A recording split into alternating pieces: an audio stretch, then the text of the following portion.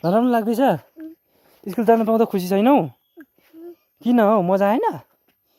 नि बिचरालाई यहाँ चाहिँ केटाहरूले सिक्दैछ, केटाहरूको यतिकै विकास भइसक्यो।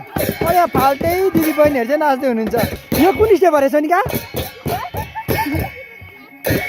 अलिक जान्नु त तिमीले हो नि होइन?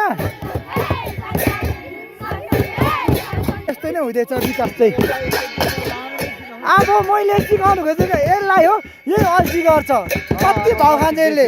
भाउ कति खान्छ भन्छ तैँले? भाउ धेरै खान्छ नि होइन? गाइस, यो डेली भ्लगिङ गर्न चाहिँ यति गाह्रो चिज रहेछ, यति गाह्रो चिज रहेछ होइन। यति साह्रो पर्दैन यार डेली भ्लगिङ गर्न।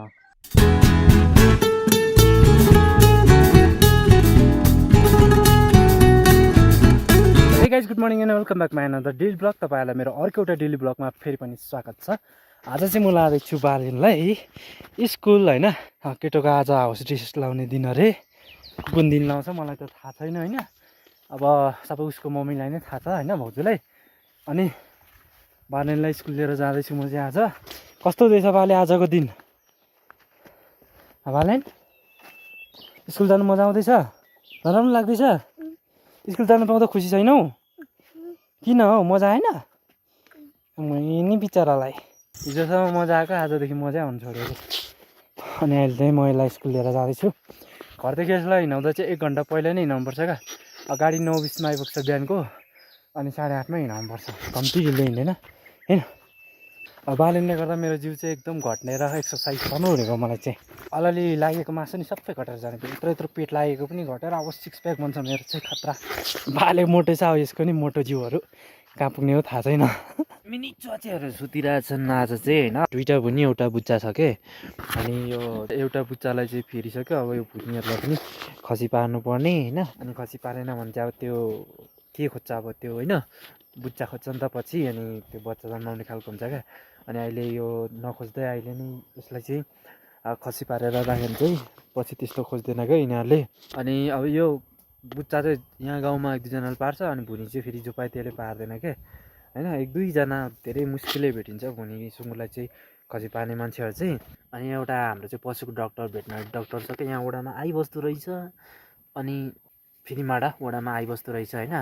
अनि यहाँ बोलाएको थियो, आएको भए पो खोइ आएकै छैन। कति भइसक्यो, फेर्नु पर्ने ढिलो भइसक्यो केटाकेटीहरूलाई। धेरै छिप्यो भने पनि कामै छैन नि त यिनीहरू त फेरि। ओके गाइस, आज दिउँसो चाहिँ म आफ्टर लङ टाइम पछि पत्कर सोर्नु जाँदैछु होइन। गाईहरूलाई पत्कर सोरेर ल्याइदिनु पर्ने। पानी परेको बेलामा भिजेर सबै पत्कर पनि अब कस्तो छ होला जङ्गलमा होइन। आज ल्याउनु पर्ने, सोरेर लिएर हालिदिनु पर्ने आज दिउँसो।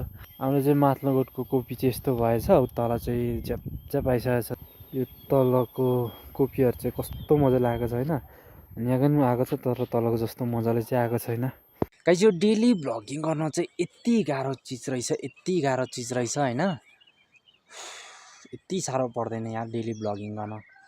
अब दिनै भ्लग बनाएर हाल्नै पर्छ, चाहे आफूलाई अल्छी लागोस् कि निन्द्रा लागोस् कि जेसुकै होस् होइन। अब फेरि कन्टेन्ट पनि पाइँदैन म त डेली भ्लग बनाउँदा। कन्टेन्टै हुँदैन, अब जे भयो त्यही भने जस्तो भए पनि भ्लग चाहिँ गर्नुपर्छ होइन डेली भ्लगिङ गर्दा। अब गर्दा गर्दै हुन त कन्टेन्ट बन्छ भन्नु चाहिँ होइन, तर यति गाह्रो हुँदो रहेछ मलाई। अब यो डेली भ्लगिङ गर्नुको लाइफमा होइन, डेली भ्लग गर्नुभन्दा पनि जुन अब कन्टेन्टको टेन्सन हुन्छ नि त डेली भ्लगिङ गर्दै गर्दाखेरि, मलाई कन्टेन्ट भन्दा पनि ठुलो कुरा चाहिँ अब भिडियो एडिट गर्ने, अपलोड गर्ने कुरा चाहिँ साह्रै झ्याउ लाग्छ मलाई। भिडियो खिच्नु, यसरी भिडियो खिच्नु कुनै प्रभाव हुँदैन होइन, प्रभाव हुँदैन। तर जुन अपलोड गर्नु र एडिट गर्नु जति गाह्रो मलाई केही लाग्दैन रहेछ यो। अपलोड गर्नु होइन, एडिट गर्नु जति गाह्रो चाहिँ केही लाग्दैन कि यो भ्लगमा। अब जस्तै टाइममा एडिट गरिसक्नुपर्छ होइन, थम्बनेल बनाउनु पऱ्यो, एडिट गर्नु पऱ्यो। भगोपै देखिन्छ यार डेली भ्लगिङ गर्न एकदम मुस्किल काम हो। तर अब यति धेरै मिहिनेत गरेर गर्दै गर्दा पनि त्यति मजाले सपोर्ट नपाउँदै गर्दा चाहिँ के गर्नु, रिस उठ्छ। अब सुरुमा हो, अब आफू अरू मान्छेहरू जस्तो फेमस भएर आएको होइन नि त होइन। म त अब 0 लेभलदेखि स्ट्रगल गरेर आएको मान्छे।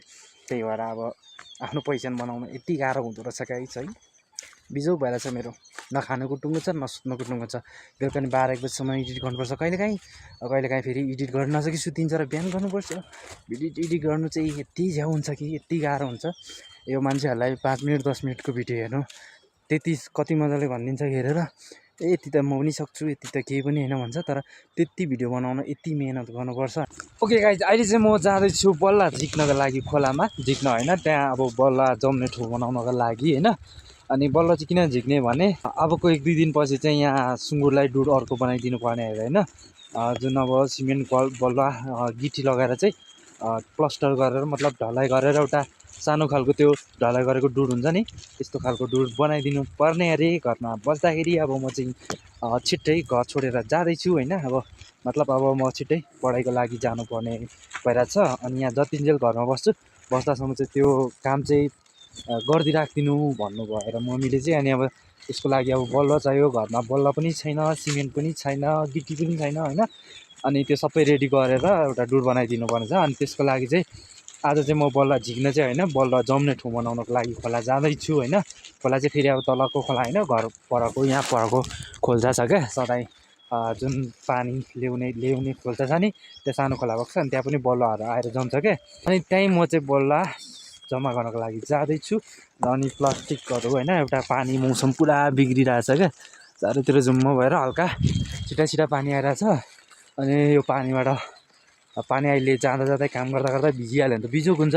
त्यही भएर मैले चाहिँ यो प्लास्टिक ओढेर होइन, रेनकोट ओढेर चाहिँ आज बल्ल झिक्नको लागि जाँदैछु। अनि गएर चट्टासँगले त्यो बल्ल झिकिदिनु पर्ने छ, मतलब झिक्ने ठाउँ बनाइदिनु पर्ने छ। अनि त्यो बनाएर चाहिँ फेरि बारेनलाई ल्याउनु जानु पनि पर्छ होइन। अब स्कुलबाट आउने टाइम भइसकेको छ त्यसको चाहिँ।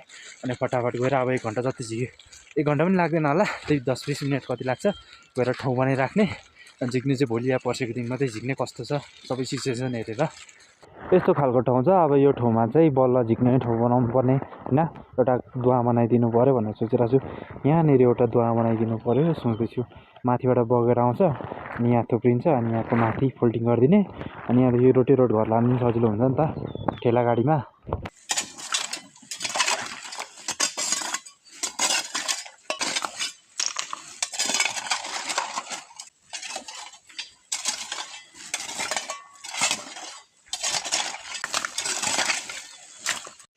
लगाइस बल्ल चाहिँ यति झिक्दियो होइन। अनि त्यहाँ दुवा बनाइदिएको छु, बल्ल झिक्ने दुवा।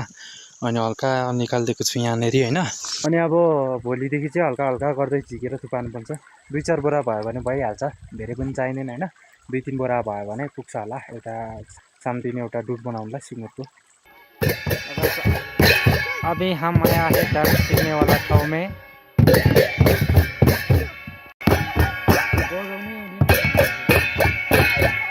आजसँग तँको त 2 दिन मात्रै हुँदैछ नि, कति दिन हामीले आजसँग 3 दिन सिकिसक्यौँ होइन। आजसँग 3 दिन चाहिँ 3 दिनको अवस्था यस्तो छ। अब 19 गतेसम्म कतिको विकास हुन्छ त्यो हेर्नुपर्छ। यहाँ चाहिँ केटाहरूले सिक्दैछ, केटाहरूको यतिकै विकास भइसक्यो। अब यहाँ फाल्टै दिदीबहिनीहरू चाहिँ नाच्दै हुनुहुन्छ। यो कुन स्टेप रहेछ नि कहाँ अलिक जान्ने त तिमीले हो नि होइन।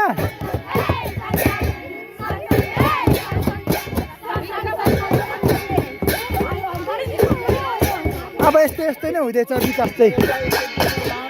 अब मैले सिकाउनु खोजेको यसलाई हो, यही अल्छी गर्छ।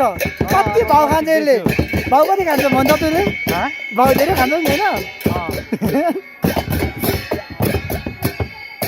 जिउ हल्ला न, जिउ हल्ला न।